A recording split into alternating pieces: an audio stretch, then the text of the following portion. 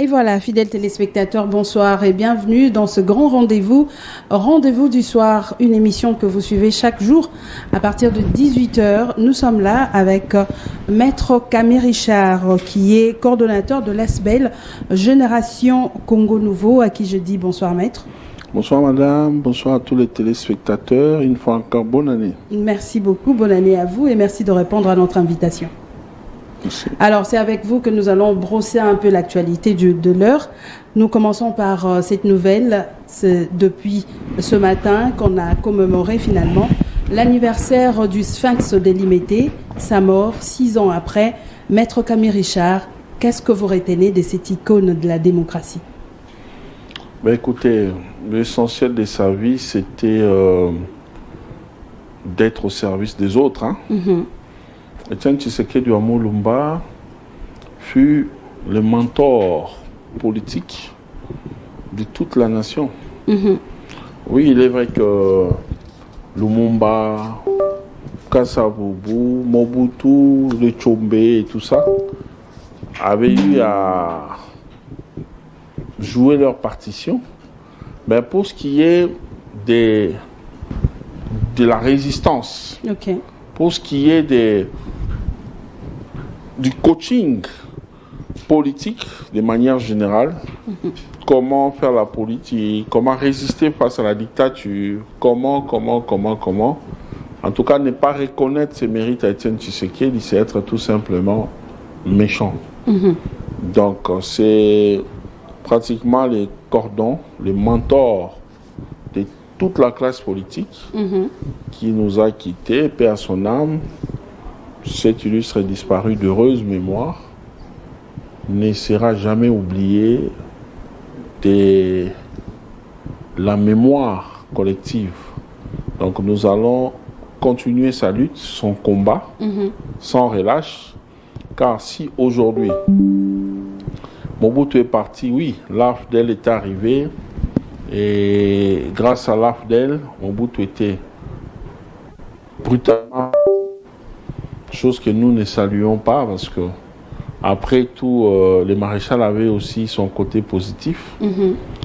Le fait d'être mort en dehors du pays, et jusqu'aujourd'hui, sa dépouille n'est jamais revenue, ça constitue aussi un gros souci pour ses partisans et pour les Congolais en général. Mais en même temps, par rapport à la dictature qui avait élu domicile dans le pays, Zaïre à l'époque, les Congolais étaient quand même aussi quelque part prêts ou d'accord de se débarrasser des Mobutistes. Alors, aujourd'hui, 6 ans après, célébrer, commémorer l'anniversaire de la mort d'Etienne Tshisekedi ne peut pas pousser les gens à pleurer, mais plutôt à se souvenir de ce qu'a été ce grand homme d'État. D'accord, je reviens à vous. Nous allons suivre ce reportage de ce qu'a été la commémoration de la mort d'Etienne Tshisekedi et on revient tout de suite.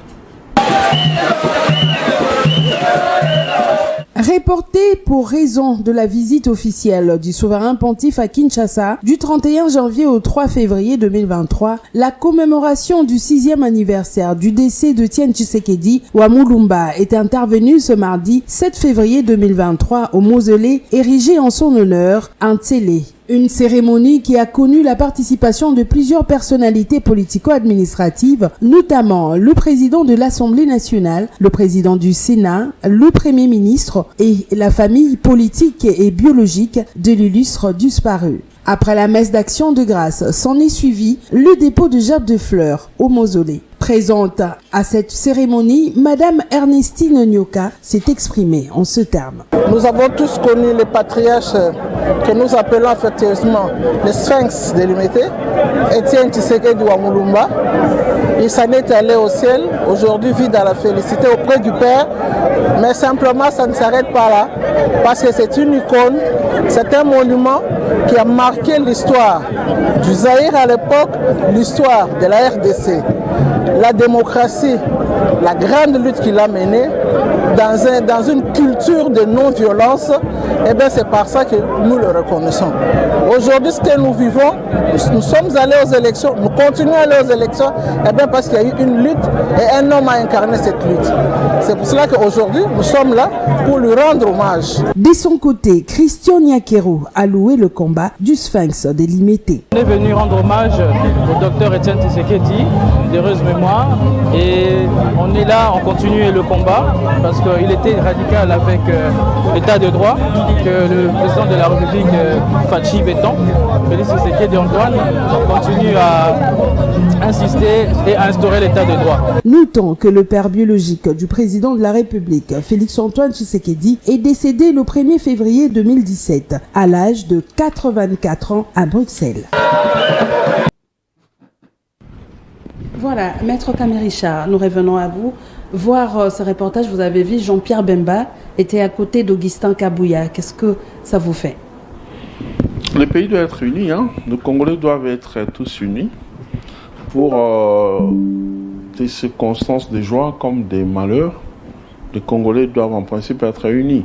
Si c'était des affaires des pasteurs, voir les églises sous leur diversité se retrouver pour célébrer un événement pareil, ne serait pas polémiqué. La même chose avec les politiciens. C'est l'UDPS qui était frappé particulièrement, mais les pays en général. Alors, voir les leaders actuels aller vers l'UDPS, on ne doit toujours pas tout mystifier, dire que non, ce sont des flatteurs et tout ça. Non, Etienne Tshisekedi n'était pas n'importe qui pour cette nation, ce pays. Donc, moi, ça ne me dérange pas. Déjà, du moment où ils sont tous de la même famille politique, c'est tout à fait normal, c'est tout à fait logique. La politique a ses réalités, hein, pas seulement au Congo, mais partout dans le monde entier. Il suffit d'être absent lors d'un tel événement. On peut imaginer des choses sur vous. D'accord. Alors, est-ce qu'aujourd'hui, on peut dire que le combat qu'a mené Etienne Tshisekedi est en train d'être pérennisé? Bon, écoutez, en analysant votre question, je pense que vous la collez à la gestion de Félix Tshisekedi. Ben, bien sûr, parce que c'est son fils. Oui, écoutez, la vie dans l'opposition, la conception, la façon de voir les choses lorsqu'on est encore hors pouvoir est tout à fait différent lorsqu'on est aux affaires. Félix Tshisekedi, des premières années, des premiers instants de la prise du pouvoir, n'est pas celui d'aujourd'hui. En termes du réalisme, lorsqu'on n'est pas aux affaires, on ne sait pas, on voit une belle Jeep, cette belle Jeep, je vais la rouler, je vais faire un tour, je vais aller à Kinkole, manger un peu de maboké. Mais vous ne savez pas, est-ce ce Jeep-là du carburant? Est-ce son volant et a des lubrifiants qui permettent au volant de faire le tour normalement? Est-ce il y a de la sécurité du côté des systèmes de freinage? C'est lorsque vous serez au volant que vous allez vous rendre compte que la voiture, malgré son état physique extérieur, le véhicule a un problème de suspension, le véhicule n'a pas de roue de secours, le véhicule n'a pas de documents de bord. C'est pour exactement dire que on ne peut pas considérer ou comparer la vie de l'opposition à celle du pouvoir. Au pouvoir, nous constatons des réalités qui nous empêchent des fois de réaliser ce dont on a rêvé lorsqu'on était dans l'opposition. Et cela ne veut pas dire que vous êtes animé de mauvaise foi. C'est tout simplement qu'il y a des réalités pour lesquelles il faut fournir davantage d'efforts avant d'atteindre des résultats. Donc, moi, dès mon point de vue, je pense que Félix Tshisekedi se bat pour pérenniser les combats de son père. Les erreurs ne manquent pas. Les collaborateurs aussi dérangent souvent leur chef. C'est le cas avec Joseph Kabila Kabange. Souvenez-vous, il se plaignait du manque de 15 collaborateurs seulement pour mener à bien son combat, pour réaliser son rêve pour la RDC. C'est ce que Félix Tshisekedi Tshilombo vit également. Combien de collaborateurs il a mis de côté? Des gens qui sont prêts à les trahir alors qu'il fait tout pour eux, des gens qui sont prêts à détourner les deniers publics alors qu'ils sont censés accompagner Félix Tshisekedi dans la lutte pour l'instauration effective et intégrale de l'état de droit. Vraiment. Vous voyez?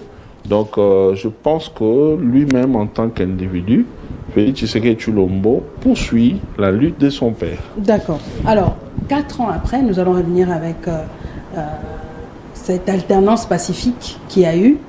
Nous venons de célébrer le 4 années de Félix-Antoine Tshisekedi à la tête de la République démocratique du Congo. Comment trouvez-vous le bilan? Écoutez, il est relativement positif. Pourquoi je dis relativement? Parce que nous devons tenir compte de tous les obstacles du parcours. Oui, lorsqu'on tente en parler, les gens disent mais non, écoutez, on ne se plaint pas, on doit travailler. Oui, on ne se plaint pas, on doit travailler. Et par ici, j'encourage la jeunesse à prendre conscience, à soutenir les institutions et les autorités du pays, tout en étant également rigoureux vis-à-vis d'eux, afin de les contraindre à mieux servir la population. Ok. Mais il faut également parler, il faut également appeler les chats par son nom. Je fais allusion aux 2 ans passés bêtement et inutilement dans la coalition FCC Cash. Madame, vous avez déjà vu ça dans quel pays où un ministre des Finances dit non à tout le monde, même jusqu'au président de la République? Vous avez déjà vu dans quel pays? Je ne refuse pas, la réalité des cohabitations existe dans le monde, dans pas mal de pays. Mais plusieurs pays également de la vieille démocratie n'ont pas réussi à faire asseoir cette politique de cohabitation. Ces régimes-là, ça n'a pas marché, notamment la France. C'est pourquoi nous, la constitution qu'on a trouvée nous laisse vivre ce que nous avons tenté vivre là. Mais en réalité, c'est difficile de voir le président s'ériger en colosse au pied d'argile. C'est inacceptable. Aucun président ne peut accepter ça. Surtout pour un pays qui vient de très loin, qui sort d'un trou béant de misère, de destruction. Vous voyez? Donc, Félix Tshisekedi est à féliciter parce que sur les 4 ans, 2 ans étaient sacrifiés à la cohabitation infernale des FCC Cash et des autres années? 2 autres années, il est en train de faire ses prouesses. Vous voyez qu'il est en train de se battre. Que le bilan de Félix Tshisekedi est positif. Relativement positif. Voilà, vous faites allusion sur quel plan? Éducationnel, sur le plan de la diplomatie, sur le plan de la sécurité du pays, comment? À mon avis, c'est pas pour rien que je parle de relativement positif. Je fais allusion à tout ce qu'il y a comme réalité. C'est d'abord dans tous les domaines qu'il y a des prouesses. Mais également, il y a aussi des soucis, mais ces soucis-là ne sont pas dus au manque de la volonté politique. La volonté politique est toujours là. Félix fait preuve de ça tous les jours.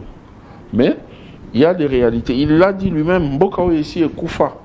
Il a dit, il les répète à chaque fois que l'occasion se présente. Et effectivement, il se bat. Dans ces pays, on ne savait pas si l'Est du pays, l'Est de notre nation nous appartenait encore. Parce que les seigneurs de guerre, le Rwanda, l'Ouganda et tout ça, faisaient la loi là-bas.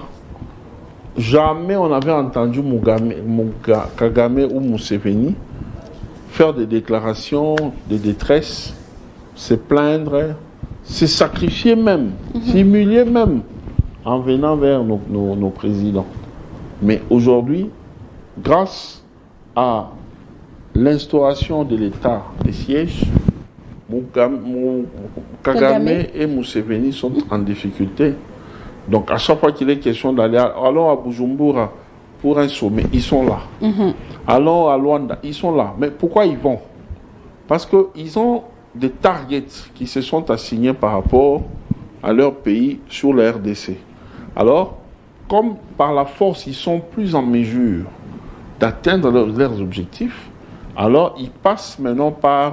Ils se battent, ils se soumettent des fois à cet exercice humiliant de venir tenter subtilement à faire passer leurs idées, leurs agendas. Vous voyez? Donc c'est déjà un bon signe pour montrer que non, Félix Tshisekedi, il est même mal à l'aise. On parle des tueries. Oui, ça n'a pas cessé, mais ça a sensiblement baissé. À l'époque, c'est tous les jours qu'on entendait parler des tueries. Mais aujourd'hui, on en parle de moins en moins. Nous voulons qu'il y ait 0 mort, 0 tuerie. Parce que on les se gens réveille qui d'un meurent... bon matin et puis tout le monde est bien, il n'y a pas de mort, il n'y a pas... oui, c'est ce que nous souhaitons. Il faut qu'il y ait la paix. Ce qui arrive là ne nous endeuille pas seulement, mais ça nous prive, moi, vous et tous les Congolais, de consommer aussi ce que Dieu a donné comme richesse de ces côtés-là, à nous. Dans tous ces coins-là, il y a des très très bonnes choses à manger, des fromages, des ceci, des viandes de bœufs, il y a beaucoup de choses. Mais nous ne les consommons pas. Pourquoi? Parce qu'il y a l'insécurité, les gens ne savent plus aller par là. Donc, à cause de cette guerre-là, interminable, nous sommes tous victimes et nous vivons des réalités pour lesquelles on se demande comment on va arriver à trouver solution. Alors, l'état de siège a fait bouger les lignes. Ce n'est pas aujourd'hui que les choses vont directement changer. Ça ne date pas d'aujourd'hui. Félix Tshisekedi a hérité de cette situation. Il se bat alors que civil, même si on l'appelle commandant suprême, mais c'est un civil, c'est pas un homme militaire. Alors, il se bat pour que ça change. Donc, il faut déjà les féliciter. Côté gratuité de l'enseignement, c'était presque utopique. Mais aujourd'hui, c'est devenu une réalité irréversible. C'est resté comme ça pour la vie. Vous voyez, mollo, nous montons.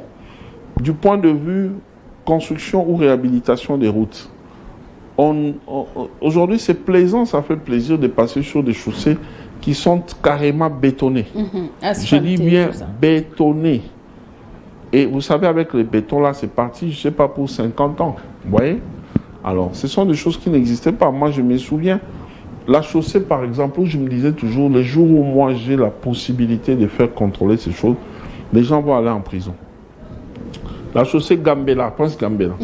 Vous partez du rond-point Gambela jusqu'au vers les marchés Gambela. Cette chaussée-là, madame, par an, on travaillait dessus même 12 fois. Pourquoi? Parce qu'on sortait l'argent. Les gens qui étaient censés travailler, les ministres et toute sa bande, s'arrangeaient pour nous coucher un petit volume comme ça de bitume qu'on vous dépose là. Alors quand les véhicules viennent, même des petits quêtes seulement, ça les dégage déjà. Petit volume de bitume de très mauvaise qualité. À peine le véhicule roule, les nids de poules reviennent. Et quand ça revient, il y a les eaux de pluie qui viennent stagner. Finalement, vous avez une chaussée complètement décousue, démolie, et il faut encore programmer, revenir encore. Ce qu'on facturait à l'État pour réhabiliter ces routes, c'est pas ce qu'on utilisait réellement. Vous voyez, aujourd'hui, avec le système de bétonnage, quand on a bétonné, on est parti vers d'autres chaussées. D'accord. Aujourd'hui, il y a des enclavements dans différents coins du pays. Donc, c'était avant pour que je parte, par exemple, d'Ngiringiri vers la Foire, Lemba. C'était compliqué, il fallait faire le tour du monde. Mais aujourd'hui, il y a l'avenue Université et Kikwit. Vous partez de la Foire, tout droit, vous piquez droit jusque vous êtes vers Ngiringiri. Il y a une route qui part encore de ce côté de l'Enguessala, vous êtes sur bypass. Vous voyez, ce sont des exemples que je prends. Alors qu'il y en a beaucoup, vers Tchangou là-bas, il y a des avenues. Donc, ça désenclave les coins reculés, les coins enclavés. Il ne faut pas oublier qu'il y a aussi les provinces de notre pays qui sont enclavées. Même si non, les programmes s'exécutent partout. Non seulement avec les programmes des 145 territoires, mais il y a aussi beaucoup d'autres programmes, les Gelou et tout ça, Moderne Construction, tout ça, qui se font. Et j'espère qu'avant les élections, donc d'ici là, les communicateurs de la majorité feront un effort de bien communiquer pour montrer ce que le président a fait. Peut-être que ça fait partie de leur stratégie, de communiquer un peu, légèrement avant les élections. Je ne sais pas, je n'affirme rien, mais moi j'estime qu'il fait du bon boulot. Et si on peut prendre nos jeunes, nos Koulouna, qui n'étaient là que pour blesser, égorger, tuer, voler, détruire. Aujourd'hui, ce sont des grands bâtisseurs de la République. Au lieu de les laisser dans les bombées et tout, aujourd'hui, ils sont à Kanyamaka. C'est en train de produire le maïs. En train d'aider la République à avoir des maïs. Il y en a qui sont allés du côté de la menuiserie. Ils fabriquent des bancs pour que leurs jeunes frères, leurs jeunes sœurs, leurs enfants puissent étudier. Vous voyez? Voilà. Donc, c'est quelques exemples que j'ai pris parmi tant d'autres. Je n'ai même pas parlé de la diplomatie. Je n'ai même pas parlé du côté de l'économie. Notre budget, même avec mon aîné Matata Pogno qui fait trop de bruit depuis un temps, qui donne des macroéconomiques, il nous a laissé avec quel budget? Je ne sais pas, il était à 3-4 milliards. Mais aujourd'hui, on est, madame, à 14 milliards. Vous voyez? Donc, ce sont des prouesses extraordinaires. Il faut féliciter Félix Tshisekedi pour ça. Transco était déjà une société morte. Aujourd'hui, on a combien de bus de Transco? Et on en a même créé des VIP qui vont commencer à faire Boma, qui vont commencer à faire, au lieu de laisser seulement aux particuliers qui facturaient comme ils veulent. Aujourd'hui, Transco, la société publique, peut prendre des gens en toute sécurité pour aller vers toutes les destinations. Alors, Maître Camille, puisque vous avez parlé de ce budget, en palpant de doigt le marché de Kinshasa, vous avez vu le social du peuple, ça ne marche pas malgré ce budget que vous venez de citer ici. Alors, qu'est-ce qu'il faudrait faire pour le social de Congolais? Madame, le budget ne s'utilise pas pour aller donner comme ça. On entre ici c'est la maison de Madame Clarisse Leta. Prends ta part. On part là-bas, c'est la maison du caméraman. Non. Le budget, c'est pas pour ça. Mais on devait le sentir au sein de la population. C'est la mobilisation des recettes au niveau des régies financières. Les régies qui produisent, qui aident l'État à trouver de l'argent. Ces régies, d'abord, dans ces régies, grâce à l'impulsion de l'IGF, qui a pour autorité ou soutien moral les chefs de l'État, les régies financières mobilisent aujourd'hui au-delà de leurs assignations. Ils vont au-delà des targets. Alors, ces moyens-là permettent à ce qu'on puisse financer dans tous les secteurs au-delà de ce qui se faisait par le passé. Alors, la situation va s'améliorer. Quand on parle de budget, pour vivre, il faut être en bonne santé. Dans le secteur de la santé, il y a un budget qui est alloué. Ce budget-là n'est pas celui qu'on avait jadis. C'est celui qui s'est amélioré au point même qu'on parle maintenant de santé universelle, santé pour tous. Donc, le gouvernement est en train de voir la possibilité de permettre aux Congolais, tu es malade, tu as un souci de santé, tu n'as pas de moyens, tu vas te faire soigner.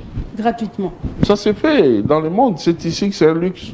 Dans le monde entier, en Afrique du Sud, en Angola, en Europe, il y a les hôpitaux de l'État. Évidemment, partout dans le monde entier, là où il y a ces hôpitaux-là, c'est aussi saturé. C'est pas que tu es malade, tu viens directement, on te soigne. C'est pourquoi il y a aussi des privés. Parce que les hôpitaux officiels, il faut qu'on puisse vous programmer. Vous êtes malade, bon, on peut gérer, on vous programme pour telle date, on vous prend. Alors, si déjà, pour croire à ce que je dis, allez voir ce qui se passe à l'hôpital général, Mama Emo. Vous avez vu que les bâtiments qu'on est en train d'ériger là, c'est un bijou. Cet hôpital va devenir moderne. Donc, les médecins directeurs ou les comités de gestion de l'hôpital général qu'on est en train de nous sortir des terres là, ne sera pas n'importe qui. Donc, il faut y placer un monsieur. On est en train de moderniser l'hôpital général aux standards internationaux et aussi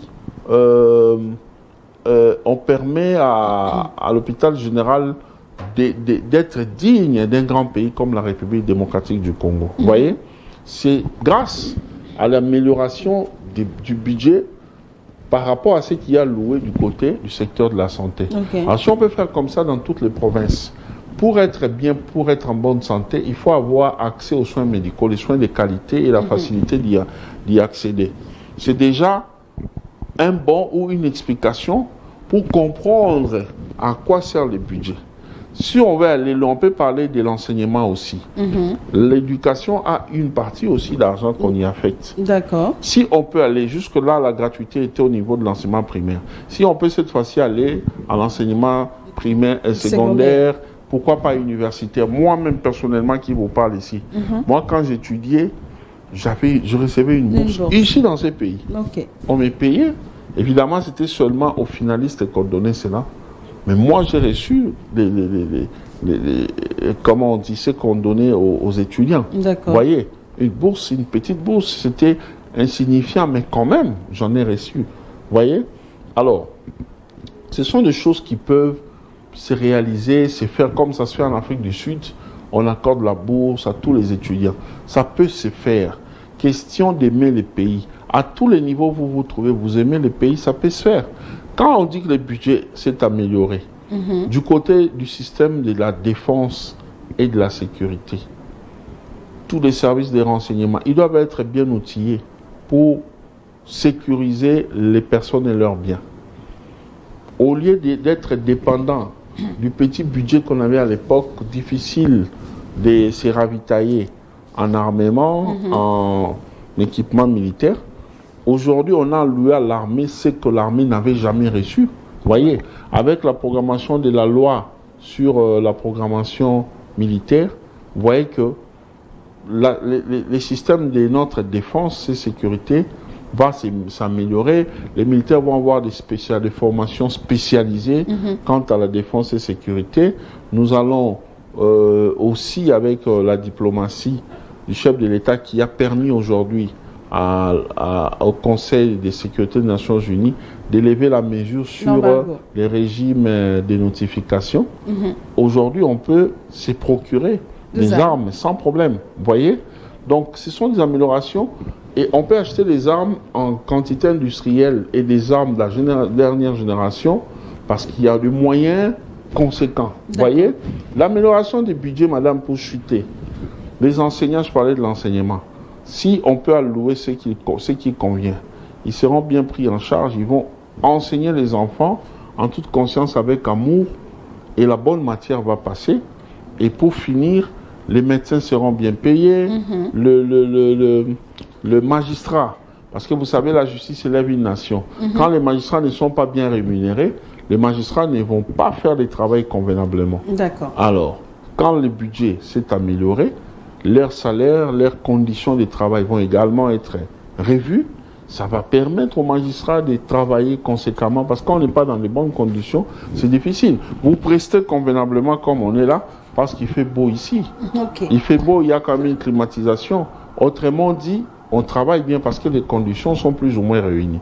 Alors, c'est la même chose aussi avec nos concitoyens qui travaillent dans différents domaines. Quand ce n'est pas réuni, c'est compliqué. Richard Kalele, qu'est-ce que vous direz aujourd'hui à Félix Tshisekedi, après ces 4 ans, d'améliorer le plus vite que possible? Les programmes 145 territoires, là, c'est intéressant. J'avais eu l'occasion de les lire. Il est important de les réaliser. Ça va vraiment faire que tous ces détracteurs, tous ceux-là qui les combattent pour tout et pour rien, d'essayer de revoir leurs calculs. Donc, s'il peut donner un coup de pouce sur le projet 145 territoires, ça serait bon parce que ça va désenclaver les pays en général. Alors, quand on parle de 145 territoires, c'est l'ensemble RDC. Maître Kamericha, vous êtes avocat. Vous n'avez pas parlé sur le plan justice. Qu'est-ce qu'on peut dire? J'en ai parlé. J'ai dit que grâce aux moyens, grâce à la bonne rémunération des magistrats, ça peut faire que les magistrats puissent travailler dans de bonnes conditions. Mais aussi, il faut penser à des réformes, à des formations, des mises à niveau, les renforcements des capacités. Parce que beaucoup de gens étaient à l'université aux années 1900 Abraham, comme on dit. Donc, il est resté dans des méthodes là. Il est vrai que la science ne change pas. Mais il y a des choses, des méthodes qui peuvent s'améliorer. Les doctrinaires nous apprennent des choses du jour. Chaque jour, on apprend. D'accord. Vous voyez? Alors, il y a des gens qui, depuis qu'il avait fini, comme j'ai dit, en 1900, Abraham, il est passé magistrat. Il est là depuis 30 ans. Il fait que lire. Il fait que, appliquer. C'est la monotonie. C'est la vie de chaque jour. C'est la même chose chaque jour. Alors que si on leur donne la possibilité de passer régulièrement dans des séminaires, renforcement des capacités, tout ça, et de temps en temps les envoyer aussi à l'extérieur, voir comment ça se passe, et aussi on numérise la gestion. Parce que ça pose un problème, madame. S'il faut aller dans nos cours et tribunaux, aller au greffe, chercher des dossiers, et je vous dis, vous pouvez qu'avoir facilement des dossiers qui datent d'il y a une année et demie. Quand c'est des vieux dossiers, vous avez moins de chances de les retrouver. Ok. Vous voyez? Or, avec la technologie aujourd'hui, il y a moyen de tout centraliser numériquement. Vous avez tout, quand un dossier est passé, c'est enregistré dans les systèmes. On vient, on tape les noms, bien on met le numéro du dossier directement, RMP, papa, ça sort. Vous avez toute la situation. Il n'y a même pas moyen de tricher. Et il y a même moyen de mettre en annexe tous ces dossiers-là, toutes les pièces du dossier. On prend, on met en annexe. Donc quand on va sortir dossier tel, dossier de 2006, quel dossier, numéro RMP, tant. On ne donne pas, on tape là-bas. Ça sort avec tous les détails. C'est comme ça que ça se passe partout à travers le monde. Ce qui fait que la paperasse là, vous mettez là-bas aux archives, on peut ou ne pas les consulter, et on peut les consulter seulement si, quand on pense que on a besoin de se rassurer qu'il n'y a pas eu de tricherie du côté numérique, alors on va au dossier mère, les dossiers physiques. Vous voyez? Alors, puisque ces dossiers-là seront aux archives là-bas, on n'y touche pas, il n'y a pas de souris et tout ça. Donc, puisqu'on ne touche pas, on ne bouge pas à tout moment, ça va être intact. Le jour où vous voulez venir prendre, tout est programmé, nous avons des bons archivistes, il prend, check, il prend, il sort, il vient avec. Vous voyez?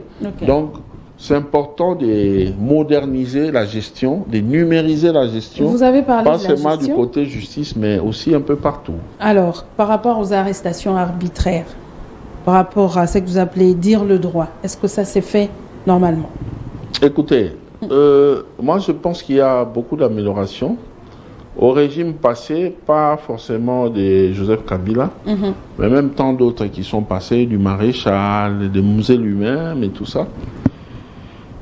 Du côté justice, il y a toujours eu des soucis, il y a toujours eu des problèmes.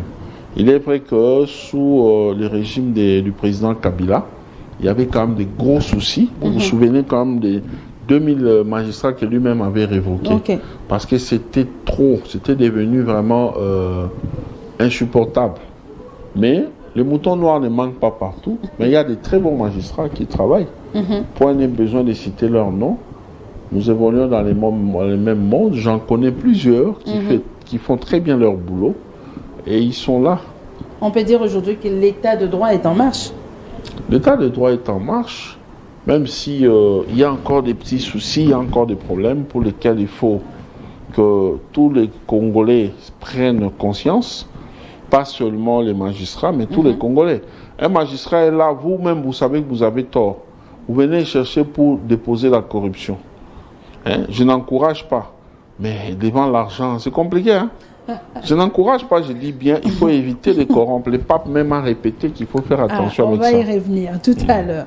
Alors, messieurs, maître, moi j'aime bien vous appeler comme ça, maître Kamerisha, on va prendre cet élément de Ndolo, où le pape François a célébré une messe, je m'excuse, et cette messe, il s'est adressé à la nation. On va suivre tout juste après et on revient.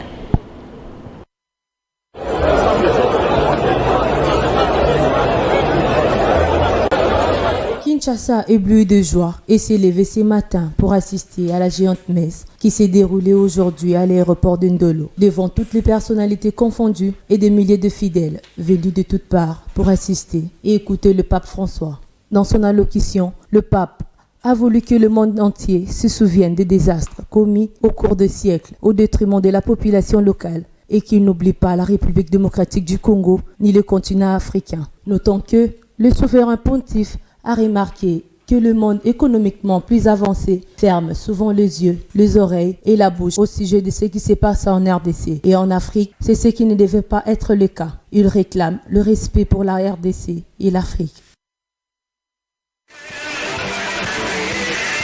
Les deux corps plantés, chants, danse était au rendez-vous. À son arrivée, le pape François a célébré la messe à l'aérodrome d'Ndolo en présence du président de la République, Félix Antoine Tshisekedi, et de la distinguée première dame, Denise Nyakero, ainsi que d'autres personnalités fidèles de l'Église catholique. Dans son homélie, le Saint-Père a lancé un message fort à l'endroit du peuple congolais, un message d'espoir et d'amour que les chrétiens ont salué en ces termes. Je disais que c'est une très grande joie parce que beaucoup de gens n'espéraient plus la visite du pape parmi nous.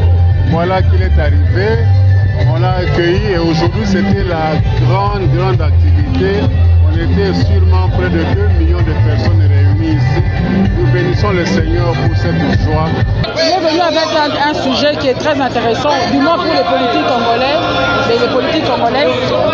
qui est la réconciliation en Jésus-Christ. Je pense que le pape a un souci permanent pour la RDC. La RDC traverse des périodes très difficiles avec la guerre à l'Est et le pape voudrait qu'il y ait l'alchimie dans notre pays. Et je pense que c'est par rapport à ça qu'il a choisi ce thème-là. Et quitte à nous maintenant les politiques à pouvoir l'approprier et l'exécuter. Cela montre que le pape François considère vraiment notre pays. Vraiment, je lui félicite. Et puis, je félicite aussi sa venue ici à la République démocratique du Congo. Et puis, le nombre de son séjour ici en RDC. Vraiment, coup de chapeau au pape. Et puis, j'ai aimé sa bénédiction. Je félicite aussi les chefs de l'État pour sa diplomatie avec le Vatican. Ça montre que notre président est vraiment fort. Il s'y de rappeler que nous sommes appelés à être des missionnaires de paix et des témoins d'amour et des témoins de pardon, a dit le pape. Voilà, Maître Camille Richard, vous venez de suivre avec nous. Le pape François a fait plus ou moins 4 jours en République démocratique du Congo. Il a célébré la messe à Ndolo, il a également célébré la messe avec la jeunesse au stade de Martyrs. Que pensez-vous de ce passage du pape en République démocratique du Congo? Est-ce qu'on peut dire que ce sont les multiples voyages du chef de l'État qui a produit ça? La diplomatie en marche, on peut dire ça. Non, il faut savoir que le Vatican est un État. Pour que 2 États collaborent, pour que les chefs d'un État puissent partir de là vers un autre État, il faut qu'il y ait bonne collaboration. L'Église catholique de la RDC peut beau être en odeur de sainteté avec le Vatican, mais si la RDC en tant qu'État ne l'est pas avec celui-ci, je ne pense pas que ça pourra marcher. Okay. Donc il faut quand même reconnaître que Félix Tshisekedi a une bonne politique du point de vue de la diplomatie qui fait que non seulement le pape, mais vous avez vu depuis son accession au pouvoir, excusez, il y a eu beaucoup de visites des grandes personnalités du monde. Vous savez que le président turc, c'est pas n'importe qui, hein. Quand il faut parler des grands présidents du monde, il y a le président turc, vous savez qu'il était ici. Oui. Voilà. Donc, pour ne citer que celui-là, les présidents africains, c'est presque eux tous qui ont eu à faire les déplacements de Kinshasa pour diverses raisons, réchauffement des relations et tout ça. Et le président américain s'est fait représenter. Il y a son secrétaire d'État qui était ici, M. Blinken, Anthony Blinken. Quand c'est lui qui vient, c'est déjà Biden lui-même qui vient. Le roi belge était ici. Le président Macron sera ici le mois prochain, mais ses ministres ne cessent de défiler ici. Donc c'est pour vous dire qu'il a une autre approche diplomatique qui facilite la collaboration entre États. Ça, c'est quelque chose à saluer. Mais seulement, je ne souhaite pas que les politiciens en fassent une récupération Parce que le pape est venu, bien sûr, parce qu'il y a des bons rapports avec Kinshasa, mais le pape est venu consoler moralement, spirituellement les Congolais qui pleurent depuis près de 3 décennies. C'est même regrettable qu'on dise que pour raison de sécurité, le pape n'a pas pu faire les déplacements de l'Est. Ces rebelles-là sont maudits depuis les premiers jours qu'ils ont commencé à tuer les Congolais. Et ils le seront encore. Si j'étais prophète, j'allais prier pour que ces gens-là, un bon matin comme ça, qu'on nous annonce que tous ne se sont pas réveillés. Je pouvais vraiment le faire. Je ne sais pas, les hommes de Dieu, bon, je ne sais pas, peut-être qu'ils ont une autre façon de voir et de faire les choses. Moi, pasteur, non, mais écoutez. Priez pour vos ennemis. Non, on doit prier pour quels ennemis? Ce n'est pas des ennemis qui nous tuent là? Non, pas ceux-là. Donc moi, pasteur, je prierai pour que tous ces gens-là qui en veulent à la République démocratique du Congo disparaissent un bon matin comme ça. On les trouve eux tous endormis pour du bon. Ben écoutez, c'était juste une parenthèse. Voilà. Donc j'étais en train de dire que les politiciens doivent arrêter de politiser cette histoire. Les papes... Tantôt on insulte le cardinal. Nous sommes un État laïque. Moi, personnellement, je suis chrétien. Je ne suis pas chrétien catholique. Mais je ne minimise pas l'Église catholique. Ce n'est pas n'importe quoi comme Église. Du point de vue ancrage sociologique, personne ne va me contredire. L'Église catholique vient en première position. Et elle a des très très grandes réalisations sur l'ensemble du pays que l'Église catholique mérite respect. D'accord. Elle a ses disciples, elle a ses fidèles, ses adeptes qui croient en cette doctrine. Personne ne nous a établi juge pour juger de leur religion. Mais quand le pape vient, c'est un pasteur universel qui dirige une église qui a vraiment une force morale sur pas mal de fidèles à travers le monde. Alors c'est pas n'importe qui. Le pape, je dirais même qu'il est plus qu'un président. Parce qu'on a reçu beaucoup de présidents. Même le roi belge n'était pas accueilli. Il n'avait pas fait traîner du monde dehors, comme ce fut le cas avec les papes. Donc, reconnaissons la force de l'Église catholique. Il n'y a pas une seule province ici au Congo où vous pouvez aller sans trouver les écoles, les églises, les hôpitaux catholiques. Il y en a partout, vous voyez?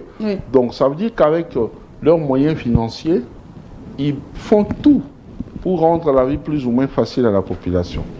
Donc, il faut les respecter et il faut dire que son arrivée ici, sa venue, sa visite, était quelque part une bénédiction pour la République. Mais seulement, je regrette, parce que je n'ai pas vu les politiciens s'empresser à profiter de l'arrivée du pape pour se réconcilier. C'est ce qu'il a lancé comme message. À profiter de sa présence pour se repentir. Parce qu'il y en a qui sont ici à Kinshasa, mais qui commandent les opérations qui font tuer les Congolais là-bas. Mais j'ai vu la ministre belge, la dame là, des Affaires étrangères, venir mettre les politiques ensemble. Des gens qui rêvent de venir, rêvent debout, ils pensent qu'ils vont devenir président. Bon, c'est de leur droit, mais seulement, c'est regrettable parce que nous constatons qu'ils ne roulent pas pour la population. Pour les papes, ils n'étaient pas prêts à aller chercher à se mettre ensemble pour dire « Saint-Père, réconcilie-nous ». Mais ils étaient prêts à aller répondre à l'invitation de la dame. J'ai vu Fayoulou, Matata Pogno, Délice Sanga, et je ne sais pas, Olivier Kamita, tous ces gens-là, aux côtés d'une simple ministre belge. Vous venez, vous voulez devenir des présidents, vous venez aux côtés d'une... Ah non, c'est pas possible. Ça m'énerve, madame. Parlons d'autre chose. C'est révoltant, c'est vraiment aberrant. Pour vous, ça devait se passer que le politique aille voir le pape pour être réconcilié. Non, mais écoutez, si on a besoin d'être ensemble, parce que l'union fait la force. C'est en étant ensemble qu'on peut parvenir à faire des choses. C'est en étant ensemble. J'aurais voulu voir les politiques qui ont toujours aimé faire les shows à la télé. J'aurais voulu les voir faire même des mémos, négocier avant même l'arrivée du pape, pour que le pape aide de la classe politique à se réconcilier. Aujourd'hui, à cause toujours des collaborateurs, apparemment, je n'affirme rien, mais apparemment, les courants ne passent pas ou ne passent plus entre l'ancien et l'actuel président. Apparemment, je dis bien, il semblerait. Parce qu'avant, on les voyait se fréquenter régulièrement, mais maintenant, ce n'est plus le cas. Or, nous sommes tous Congolais, nous sommes appelés à être ensemble, partager de l'expertise, de l'expérience pour faire avancer notre pays. Mais les collaborateurs, à cause des calculs personnels égoïstes, ils préfèrent des fois mettre les leaders, mettre les chefs en isolement, les prendre en otage sans permettre aux autres de s'approcher de manière à se construire une fortune. Alors qu'un jour, on sera appelé à laisser tout ça. Donc, ce n'est Alors, pas Maître intéressant. Kamé Richard, comment avez-vous analysé le message que le pape François a apporté en République démocratique du Congo? Je vous ai dit que le pape était une bénédiction pour la République, quoique je ne sois pas catholique. Aux jeunes, il a demandé de Il a bannir la recommandé de corruption. résister à la corruption, Voilà. parce que la corruption, c'est plus que les cancers. Ça détruit. Je vous ai parlé ici de comment les gens vont des fois eux-mêmes comme ça donner de l'argent, tenter de corrompre les autorités judiciaires. Vous voyez? Alors, ça tue, ça casse l'élan de l'état de droit. Vous voyez? Alors, aux autres, on a dit réconcilier tous en Jésus-Christ. Les gens doivent capitaliser ça. On ne sait pas, le pape va revenir ici encore après combien d'années. Alors, il faut profiter de ça. Il n'est pas encore trop tard. Le pape venait de partir, mais il a ses représentants ici, qu'on les approche. D'accord. On va lentement pour chuter avec cette émission. Alors, nous parlons processus électoral. Comment faire pour avoir de bonnes élections en RDC? Ben écoutez, même si on faisait venir les anges comme remplaçants de Denis Kadima, Kazadi, les opposants diront toujours que non, cette CENI-là, il y a quelque chose qui ne va pas.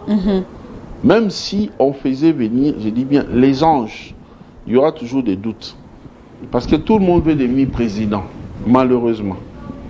Même des gens qui n'ont pas des carrures, de la carrure politique qu'il faut, politique et intellectuelle, mais ils veulent seulement devenir président, malheureusement. Alors, s'attendre au consensus pour les élections, c'est rêver debout. C'est rêver debout. Au monde entier, ça n'existe pas. Je dis bien même dans les pays de la vieille démocratie comme les États-Unis. Souvenez-vous, Donald Trump n'a pas encore cessé de réclamer sa victoire. Donc, Fayoulou n'est pas seul à parler de la vérité des urnes. Pourquoi? Parce que pour lui, il pense qu'on avait volé sa victoire. Pour lui.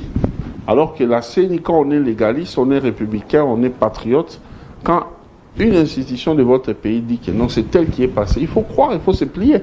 Moi-même qui vous parle ici, j'avais été élu en 2018 comme député national. Mais quand la CENI a proclamé? Non, quand la CENI a proclamé, c'était bon. Mais au niveau de la Cour constitutionnelle, les choses sont passées autrement. Alors je fais quoi? Je me plie. Vous voyez? Je ne suis pas mort. Je continue à travailler pour la population parce qu'on n'est pas obligé seulement d'être aux institutions pour bénéficier. Alors, Génération Congo Nouveau se prépare comment pour ces élections? Nous nous préparons bien. Vous affûtez déjà vos armes? Nous avons levé l'option d'aller aux élections parce que nous avons mis 2 ans pour préparer des vrais patriotes, des gens qui aiment réellement les pays. Vous allez partir accompagner? C'est ce que je suis en train d'expliquer. Voilà.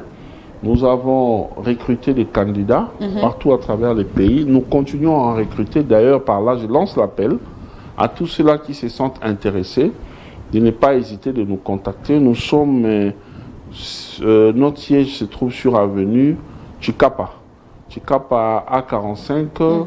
Là, nous sommes à Matongé 2. La référence est la rivière Kalamou qui serpente les murs du stade Tata Raphaël. Donc, lorsqu'ils viennent là, quand vous entrez par l'église de Soni... Vous êtes en train de recruter des candidats? Oui, quand vous entrez par l'église de Soni Kafuta, je crois que c'est la 4e avenue. Quel que soit son parti politique, vous venez. Génération Congo Nouveau. Alors, nous recrutons des candidats. Quand on dit candidat, c'est d'abord tous ceux-là qui remplissent les conditions de la CENI, avoir 18 ans révolus, et bénéficier, ne pas avoir de condamnations judiciaires, et bénéficier de ses droits civiques et politiques. être Congolais de père et de mère. toutes les conditions comme reprises par rapport à la CENI, mais aussi il faut soit là maintenant c'est nous-mêmes parce que nous ne voulons pas des candidatures pour rire. Il y a des gens qui disent je serai candidat, mais vous regardez les candidats, il n'y a rien de candidat. D'accord. Pour être candidat, il faut soit réunir les deux éléments qui sont avoir des moyens financiers matériels et puis avoir de la popularité. Vous n'accompagnez pas le candidat. Les deux éléments-là sont importants. Parce que déjà, mais avec si jamais on a quelqu'un qui traîne des foules immenses derrière, c'est-à-dire un grand leader, un vrai leader, d'accord, mais qui n'a pas de moyens, qui est patriote, qui aime son pays, il peut aussi nous rejoindre. Des moyens, on en cherche, on en trouve. D'accord. Soit quelqu'un qui a des moyens, parce qu'il y en a qui ont les moyens, c'est aussi une façon de servir la République, mais ils ont des ambitions, mais ils ne savent pas, ils n'ont jamais fait la politique. Les hommes comme les femmes, venez, nous allons travailler. Avec vos moyens, nous allons vous aider à approcher la jeunesse, à approcher la population pour parler de ce que vous avez comme vision pour le Congo. Et partant, vous aider à être des candidats, vous aligner. Alors, comme nous sommes une ASBL, nous n'avons pas le droit d'aller aux élections en tant que telles. Nous sommes en discussion avec pas mal de formations politiques, mais seulement nous n'en prendrons pas des partis politiques vieux là qui ont fait des aventures, des partis politiques vieux, des très mauvaises mémoires. Non, nous allons aller avec des partis politiques de la nouvelle génération. Il y en a plusieurs qui sont créés avec de jeunes biens, des gens comme des Guy Loandomboyo, qui vont accompagner le chef de l'État pour sa réélection, je suis sûr. Et tout ça là, il y a plusieurs partis politiques, tout comme aussi nous-mêmes nous pourrons créer notre regroupement électoral au moment opportun, mais nous essayons de nous organiser en tant que patriotes, des gens amoureux, des gens épris de paix, d'amour pour la nation. Nous sommes en train de nous organiser pour aller aux élections. Donc, tout celui qui est intéressé, il peut nous appeler au numéro 099 99 61 021 99 99 61 021 ou le Vodacom 082 42 82 470. Quel est votre candidat à la présidentielle? Bon, je ne sais pas me prononcer pour l'instant pour plusieurs raisons, dont notamment on ne peut pas déjà dire que les gens sont candidats alors que la CENI n'a pas publié la liste. Parce que prétendre être candidat... Vous comptez quand même accompagner quelqu'un. Prétendre être candidat, c'est bien. Mais se voir être aligné par la CENI, c'est aussi une autre question. Donc vous allez vous prononcer. Parce qu'il y a plusieurs personnes qui se déclarent candidats maintenant parce qu'ils savent qu'ils ont des dossiers judiciaires réels, pas des dossiers judiciaires montés. Il y en a qui ont détourné, qui ont fait des choses. Alors, ils fuient déjà avant, ils disent non, il faut que je me déclare déjà candidat comme ça. Si on essaie de toucher, on déposer la main sur moi, on dira que c'est de l'acharnement. C'est une stratégie.